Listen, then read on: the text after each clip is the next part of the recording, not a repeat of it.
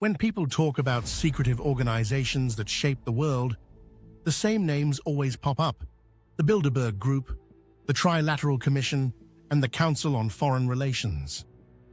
Today, we're taking a deep dive into the CFR, what it is, where it came from, who's in it, and the question that always follows: is it just a think tank or something more sinister?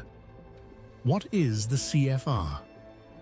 The Council on Foreign Relations, or CFR, is one of the most powerful foreign policy organizations in the United States. On paper, it's a non-profit think tank based in New York City, dedicated to better understanding of foreign policy and America's role in the world. But in reality, it has become one of the most elite clubs of politicians, business leaders, celebrities, and media figures. For decades, critics have said the CFR doesn't just study policy, it helps shape it. The CFR was founded in 1921, right after World War I. A group of American bankers, lawyers, and politicians were inspired by Britain's Royal Institute of International Affairs, also known as Chatham House. Their idea was to create an American version, a place where the most powerful people could gather, debate, and guide U.S. foreign policy. Its founding members included bankers like Paul Warburg, who helped create the Federal Reserve, and corporate titans tied to oil and finance. In short, from the very beginning, the CFR was an organization built by America's financial and political elite. The CFR's headquarters is a nondescript building in New York City on 68th Street and Park Avenue.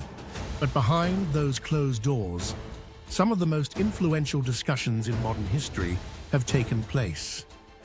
They also hold events in Washington, D.C., and private retreats around the world. These aren't giant rallies or public conferences. They're small, exclusive gatherings where members debate global issues over dinner tables and boardrooms. The CFR has around 5,000 members, but it's not just academics and diplomats. It reads like a who's who of American power. Bill Clinton, Hillary Clinton, Dick Cheney, Condoleezza Rice, and nearly every Secretary of State since World War II. While not all presidents are members, many of their closest advisors and cabinet members have been. Executives from Goldman Sachs, J.P. Morgan Chase, ExxonMobil, and major defense contractors. Angelina Jolie is a member. So is George Clooney. They're often tied to the CFR through their humanitarian or global charity work. Media figures, journalists and anchors from the New York Times, CNN, and major outlets regularly participate, which fuels suspicion about how narratives are shaped. Here's where the debate begins.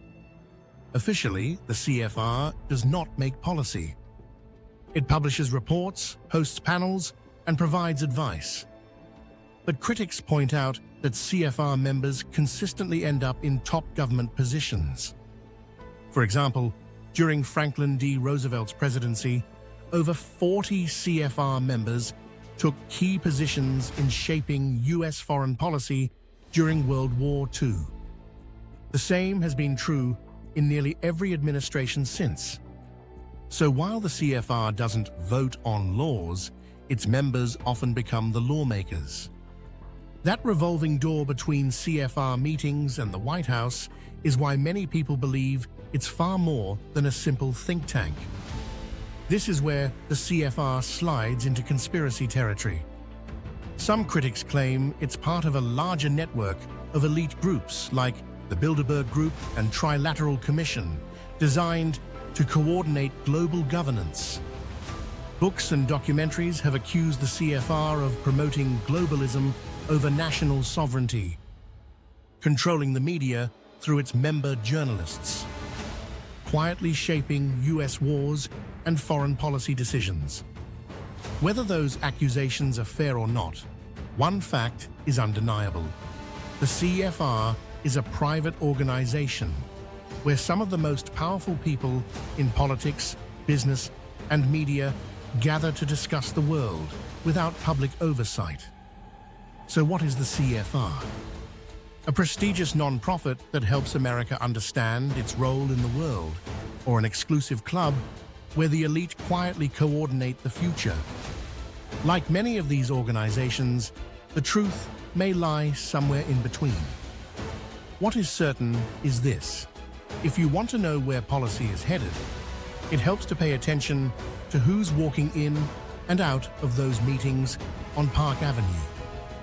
This is Elitology, where we explore the hidden world of wealth, influence, and power. Subscribe for more deep dives into the organizations and families shaping our world from behind the scenes.